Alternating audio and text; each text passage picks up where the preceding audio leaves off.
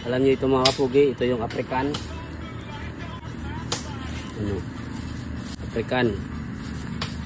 Galing pa ito sa Mindanao, bunga doon sa wala dito sa Sorsogon.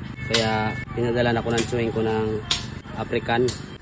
Ginagawa tong mantika mga kapugi, palm oil. Pero kapag ibibilad mo to sa araw, tapos pag natuyo, pwede mo itong gawing panggatong. Mabilis po ito magsindi mga kapugi. Ito mga kapugi oh. Sindihan natin to. Hindi mo na kailangan maggamit ng plastic o dahon.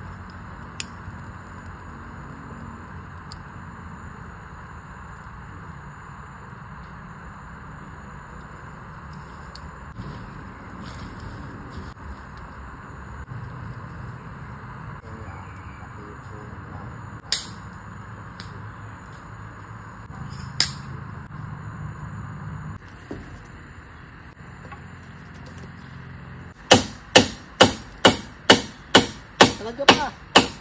Tangad ka. Tangad ka.